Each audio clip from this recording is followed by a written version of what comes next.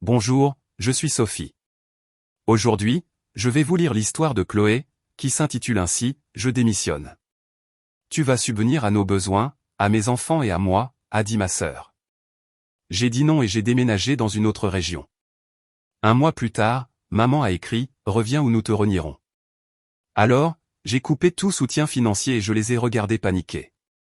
Bon, allons-y. Je m'appelle Chloé et j'ai 32 ans.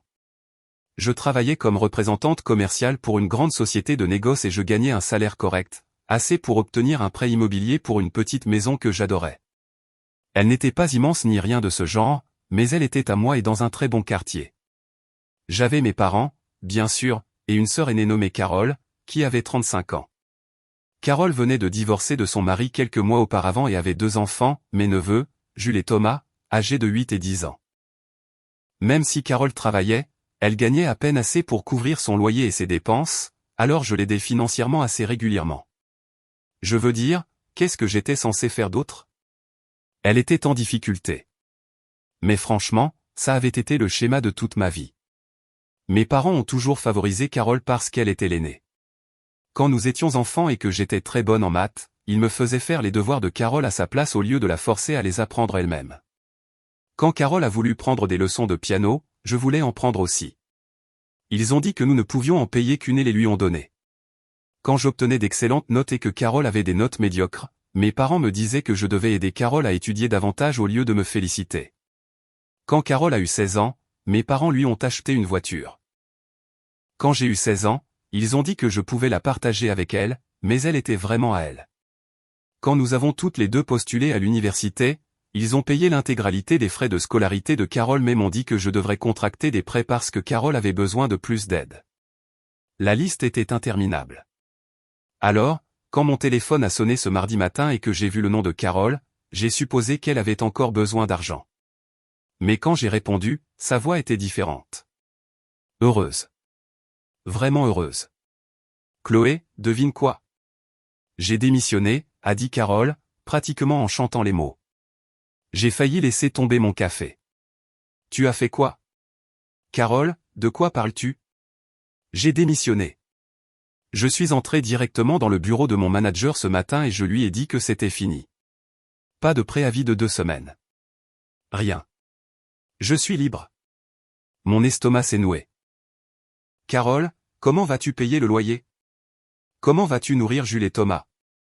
Elle a ri comme si je venais de raconter la blague la plus drôle du monde. Oh, ne t'inquiète pas pour ça. Tu vas me soutenir financièrement jusqu'à ce que je me repose, que je reprenne des forces et que je trouve quelque chose de mieux.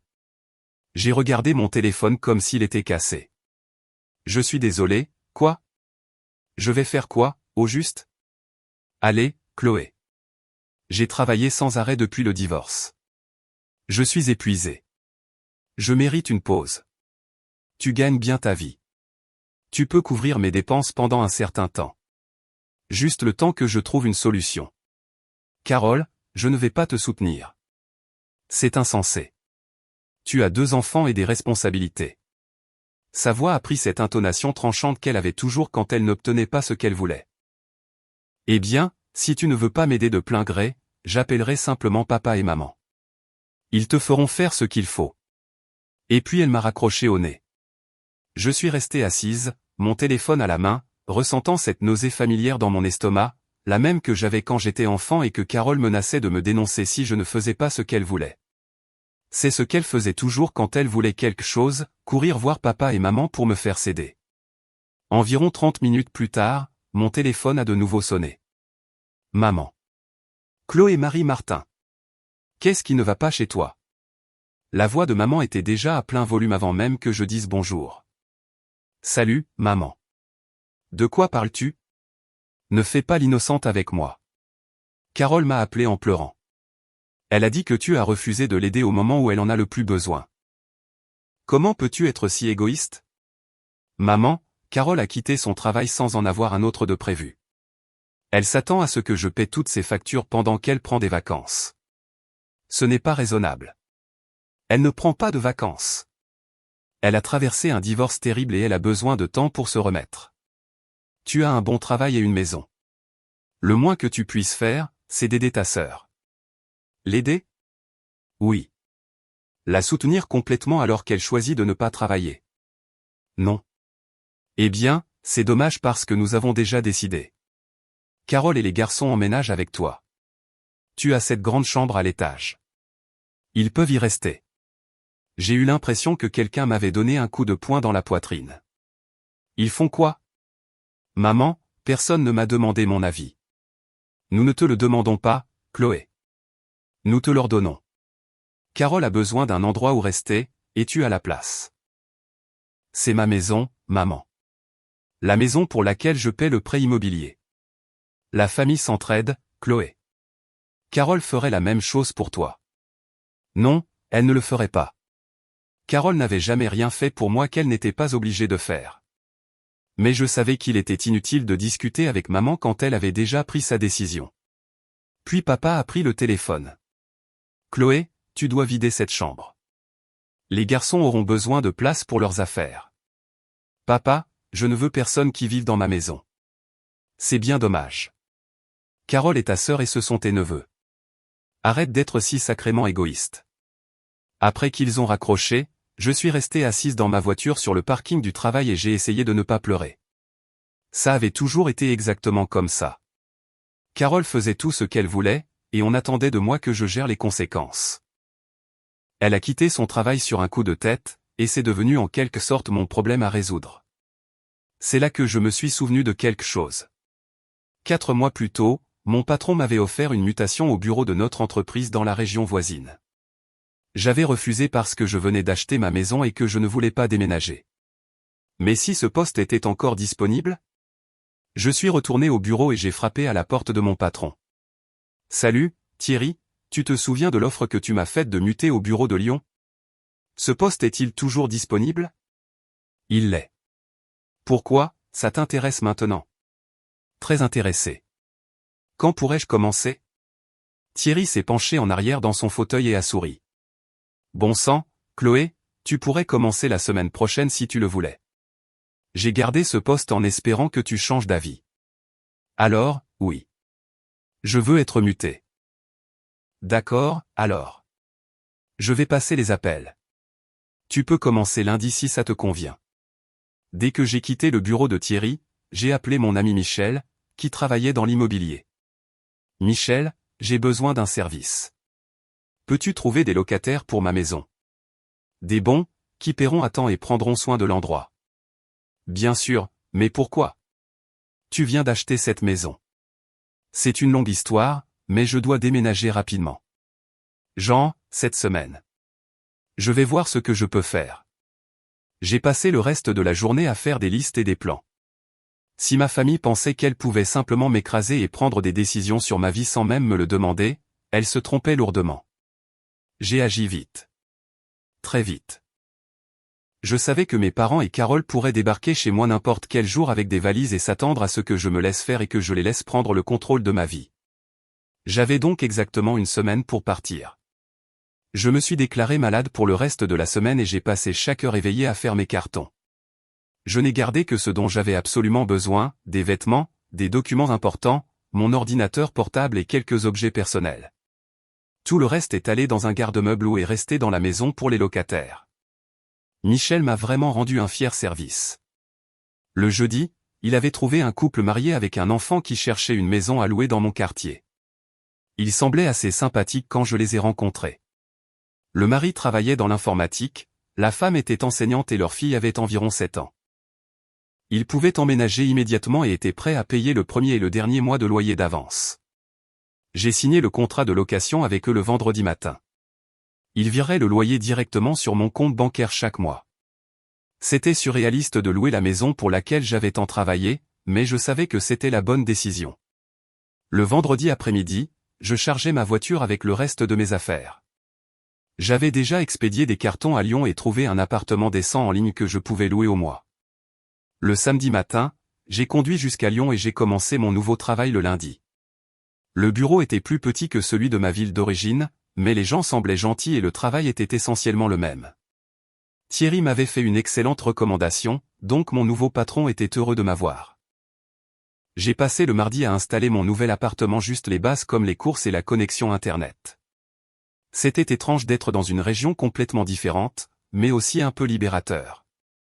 Pour la première fois de ma vie d'adulte, ma famille ne pouvait pas simplement passer quand elle le voulait pour me déverser ses problèmes. Le mercredi après-midi, Michel m'a appelé. Chloé, j'ai une bonne nouvelle et une nouvelle potentiellement mouvementée.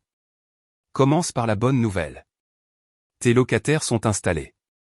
Super. Ils adorent la maison et ont déjà viré le loyer de ce mois-ci. Des gens sympas. Et la nouvelle mouvementée?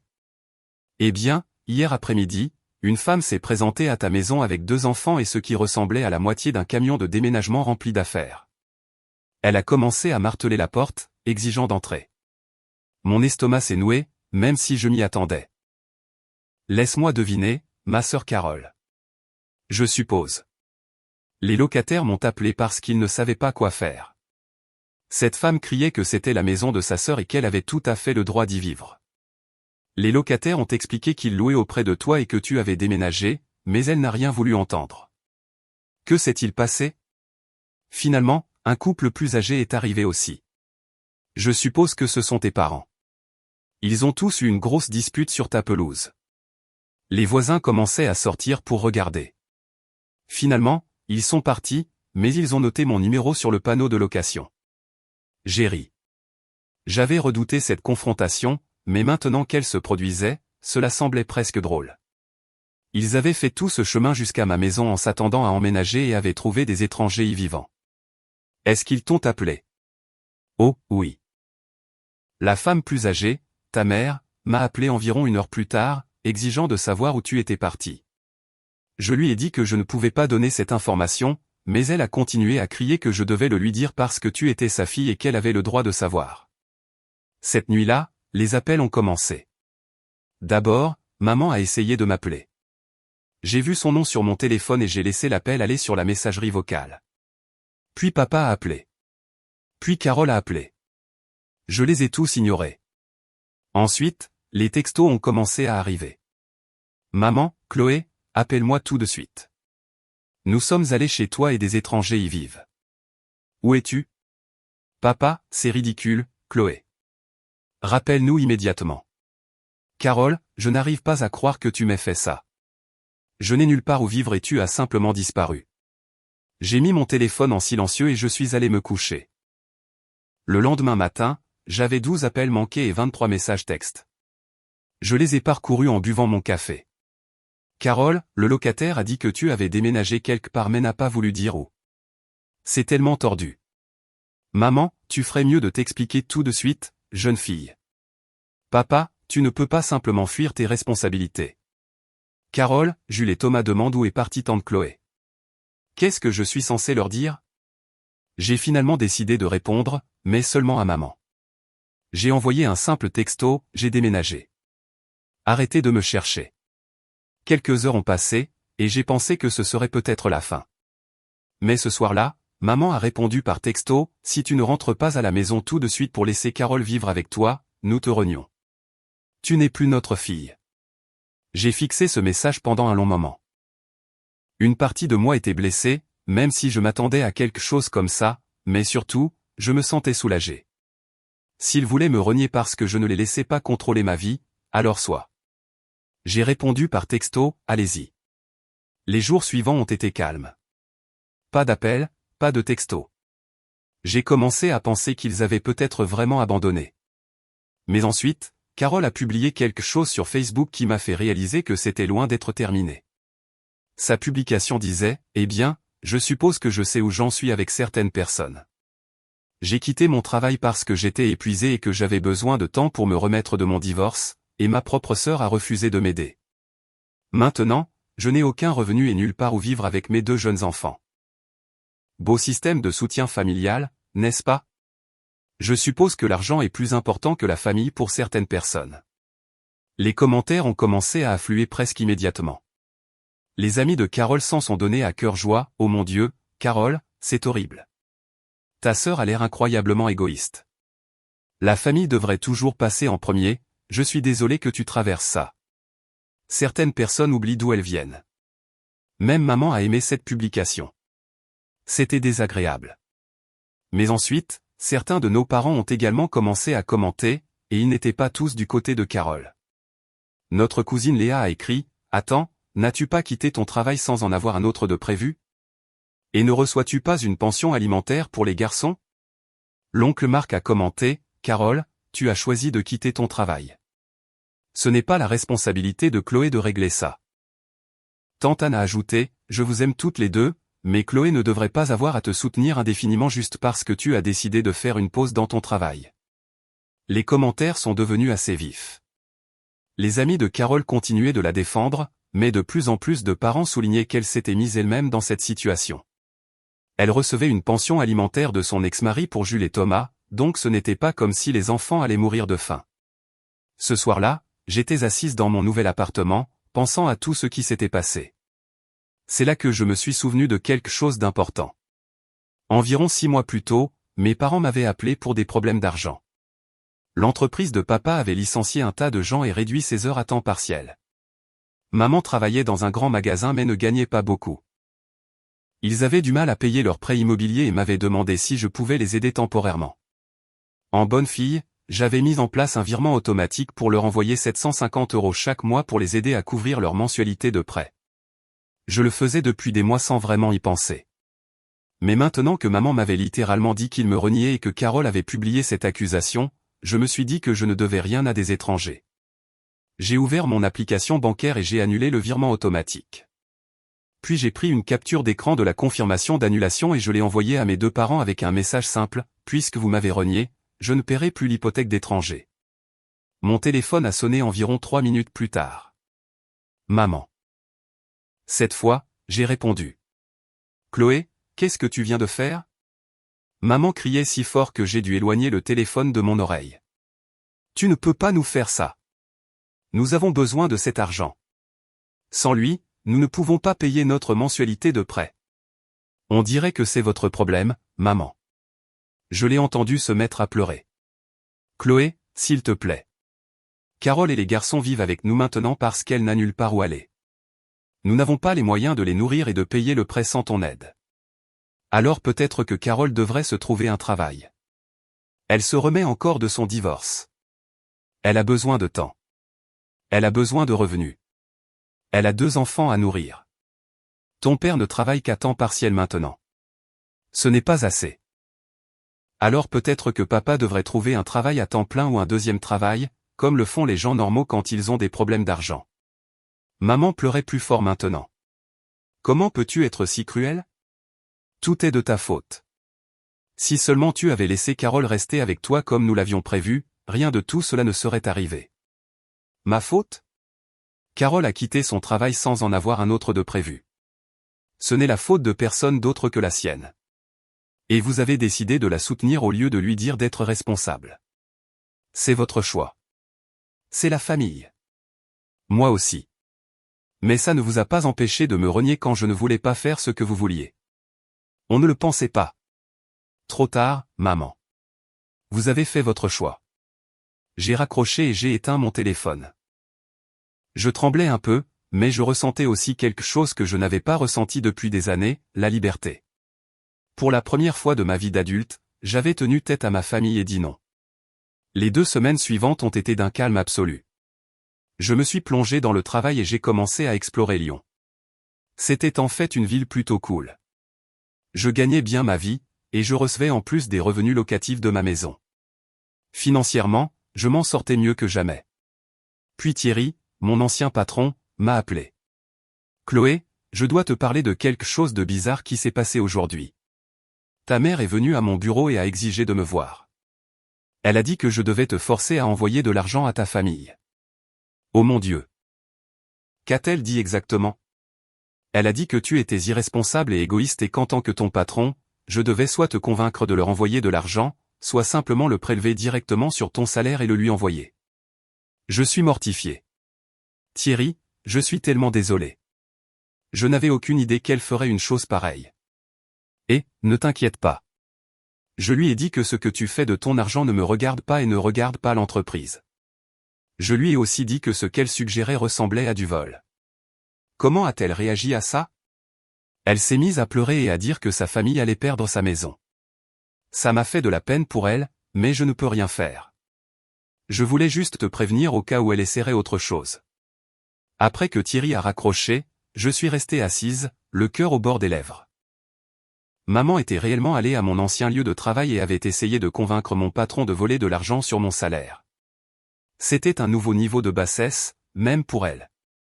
J'ai passé le reste de la soirée à réfléchir à ce que je devais faire. Il n'allait clairement pas me laisser tranquille. Carole vivait chez mes parents avec ses 2 enfants. Aucun d'eux ne travaillait à temps plein, et ils s'attendaient tous à ce que je finance leur style de vie. C'est là que j'ai décidé de leur écrire un courriel. J'ai passé 2 heures à l'écrire, en m'assurant que chaque mot était clair. Maman, papa et Carole, aujourd'hui, mon ancien patron m'a appelé pour me dire que maman est venue à son bureau pour exiger qu'il vole de l'argent de mon salaire pour vous l'envoyer. C'est du harcèlement, et cela doit cesser immédiatement. Je documente chaque appel, chaque message texte et chaque tentative de contacter mes employeurs ou d'interférer avec mon travail. Si l'un d'entre vous continue à me harceler, à contacter mon lieu de travail ou à me réclamer de l'argent, je déposerai une demande d'ordonnance restrictive. J'ai des preuves de harcèlement, y compris le journal d'appel de mon téléphone, les messages textes exigeant de l'argent et le témoignage de mon ancien patron sur la visite de maman à son bureau. Vous m'avez dit que j'étais renié et que je n'étais plus votre fille. J'ai accepté cela. Maintenant, laissez-moi tranquille. Tout contact ultérieur sera considéré comme du harcèlement et sera signalé à la police. J'ai envoyé le courriel à tous les 3, puis j'ai bloqué leur numéro de téléphone. 3 jours se sont écoulés sans aucun contact. Puis 1 semaine, puis 2 semaines. J'ai commencé à penser que la menace d'une action en justice les avait peut-être enfin atteints. Peu écrivaient-ils réaliser que j'étais sérieuse quant à mon désir d'être laissée seule. Ma cousine Léa m'a appelé un soir pour prendre de mes nouvelles. Salut, Chloé. Comment vas-tu à Lyon? Je vais très bien, en fait. Comment ça se passe à la maison? Eh bien, ta famille a vraiment des difficultés.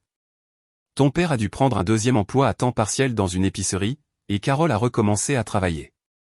Ta mère continue de dire à tout le monde que tu as abandonné la famille, mais honnêtement, la plupart des gens pensent que Carole l'a bien cherché. Et toi, qu'en penses-tu? Léa est restée silencieuse un instant. Je pense que tu as fait ce que tu devais faire. Ta famille profitait de toi, et ils devaient apprendre qu'ils ne pouvaient pas simplement prendre des décisions sur ta vie sans te le demander. Après avoir raccroché, je me suis senti justifié. Carole travaillait à nouveau. Papa travaillait plus. Ils prenaient tous la responsabilité de leur propre vie au lieu de s'attendre à ce que je règle tout pour eux. 3 mois s'étaient écoulés depuis que j'avais envoyé ce courriel menaçant une action en justice. 3 mois de silence complet de la part de ma famille. 3 mois de la vie la plus paisible que j'ai jamais eue. J'étais assise dans mon café préféré à Lyon un samedi matin, parcourant les annonces d'appartements en ligne. Les revenus locatifs de ma maison rentraient comme une horloge chaque mois. Mes locataires étaient super. Ils prenaient soin de l'endroit et ne me dérangeaient jamais avec des plaintes stupides. Combiné à mon salaire de mon nouveau travail, je gagnais plus d'argent que je n'en avais jamais eu de ma vie. J'avais pensé à acheter un appartement ici à Lyon. Avec les revenus locatifs aidant à couvrir une mensualité de prêt, je pouvais en fait me permettre quelque chose de très bien, quelque chose qui serait entièrement à moi, où personne ne pourrait débarquer et exiger de vivre avec moi. Mon téléphone a vibré avec un texto de Léa. J'espère que tu vas bien. Je pensais que tu devrais savoir ce qui se passe par ici. Je l'ai rappelé. Salut, quelles sont les nouvelles? Eh bien, ton père a 2 emplois maintenant, son travail de bureau à temps partiel pendant la journée et la mise en rayon à l'épicerie 3 soirs par semaine. Il a l'air fatigué, mais ils arrivent à payer leurs factures. Et Carole? Oh, Carole n'est pas contente. Elle travaille à temps plein dans ce centre d'appel et déteste ça absolument. Elle vit toujours chez tes parents, ce qui, selon ta mère, est vraiment à l'étroit. Carole et les garçons sont tous entassés dans ton ancienne chambre, et apparemment, il y a des disputes constantes sur l'espace et l'intimité. Ça a l'air d'un cauchemar. Ta mère fait aussi des heures supplémentaires au grand magasin. Elle a l'air plus vieille, Chloé. Comme si toute cette situation l'avait vraiment vieilli. J'ai ressenti une petite pointe de culpabilité mais je l'ai repoussée. Ils ont créé cette situation. Léa, tout cela aurait pu être évité s'ils m'avaient simplement traité comme une adulte au lieu de supposer qu'ils pouvaient prendre des décisions sur ma vie. Je sais. Et honnêtement, la plupart de la famille est d'accord avec toi. Même grand-mère a dit l'autre jour que tes parents avaient trop gâté Carole et que cela devait arriver un jour ou l'autre. Après avoir raccroché, je suis restée assise à penser à tout ce qui s'était passé. Il y a 6 mois, j'étais piégée dans ce cycle où les problèmes de ma famille devenaient automatiquement mes problèmes. Carole prenait de mauvaises décisions, et on attendait de moi que je les répare. Mes parents avaient des problèmes d'argent, et on attendait de moi que je les résolve. Maintenant, Carole travaillait à temps plein et s'occupait de ses propres responsabilités. Mes parents travaillaient plus dur pour payer leurs propres factures, et je vivais ma propre vie sans m'inquiéter constamment de la prochaine crise que j'aurais à gérer. J'ai regardé à nouveau les annonces d'appartements sur mon ordinateur portable. Il y avait ce très bel appartement de 2 chambres à vendre à environ 10 minutes de mon bureau. Il avait un balcon avec vue sur les montagnes et une cuisine rénovée. La mensualité du prêt serait gérable avec mon salaire et mes revenus locatifs combinés. J'ai appelé l'agent immobilier et j'ai pris rendez-vous pour une visite le lundi. Cet après-midi-là, j'ai reçu une notification par courriel indiquant que le loyer de ce mois-ci avait été déposé sur mon compte. Je me suis connecté à mon application bancaire et j'ai regardé mon solde. Entre mon salaire et les revenus locatifs, j'ai économisé plus d'argent que je n'avais jamais pu en économiser auparavant. Quand je vivais dans ma ville natale, j'envoyais de l'argent à Carole chaque mois, plus les 750 € à mes parents pour leur prêt. C'était plus de 900 € par mois que je donnais au lieu d'épargner pour mon propre avenir. Pas étonnant que je me sois toujours senti stressé financièrement. Maintenant, je pouvais réellement penser à des choses comme l'épargne retraite et la constitution d'un véritable patrimoine. J'avais ouvert un compte d'investissement et commencé à mettre de l'argent de côté chaque mois. Pour la première fois de ma vie d'adulte, je planifiais mon propre avenir au lieu de simplement réagir aux urgences des autres. J'ai passé le dimanche soir à faire des recherches sur le quartier où se trouvait cet appartement. De bonnes écoles, un faible taux de criminalité, beaucoup de restaurants et de magasins accessibles à pied. Ce serait parfait. Le lundi matin, j'ai rencontré l'agent immobilier à l'appartement. C'était encore mieux en personne, parquet, grande fenêtre, et cette vue sur les montagnes était incroyable. Je pouvais m'imaginer y vivre. Nous avons passé l'heure suivante à examiner les documents et à discuter du financement. Avec mes revenus et la propriété locative, j'étais éligible à un excellent taux d'intérêt. Je pouvais verser un acompte de 20% et avoir encore beaucoup d'économies pour les urgences. Ce soir-là, j'ai soumis une offre sur l'appartement. Le vendeur l'a accepté le lendemain. Une semaine plus tard, Léa a appelé avec plus de nouvelles de la maison. Carole dit à qui veut l'entendre que tu as gâché sa vie, a dit Léa en riant. Comment ai-je gâché sa vie en travaillant et en subvenant aux besoins de ses enfants comme une adulte normale? C'est exactement ce que je lui ai dit. Mais elle est convaincue que si tu l'avais laissé vivre avec toi pendant quelques mois, elle aurait pu trouver un travail incroyable et tout serait parfait maintenant. Ou elle aurait passé des mois assise sur mon canapé à regarder Netflix pendant que je payais toutes ses factures, probablement. Mais elle ne peut pas se l'admettre. C'est plus facile de te blâmer que d'admettre qu'elle a fait de mauvais choix. Et mes parents? Ils travaillent toujours d'arrache-pied pour payer les factures. Ta mère parle de toi parfois, mais pas autant qu'avant. Je pense qu'ils commencent à accepter que tu ne reviendras pas, tant mieux, parce que ce n'est pas mon intention. 2 semaines plus tard, j'ai finalisé l'achat de l'appartement. Je me tenais dans mon nouveau salon, regardant les montagnes, et j'ai ressenti quelque chose que je n'avais jamais vraiment ressenti auparavant, une indépendance totale. Mon téléphone était silencieux. Pas d'appel exigeant de l'argent. Pas de texto me demandant de résoudre les problèmes de quelqu'un d'autre. Pas de culpabilisation sur les obligations familiales. J'avais appris quelque chose d'important au cours des derniers mois. Fixer des limites n'était ni cruel ni égoïste, c'était nécessaire. Ma famille avait profité de ma volonté d'aider, et ils auraient probablement continué à le faire pour toujours si je n'avais pas finalement dit non.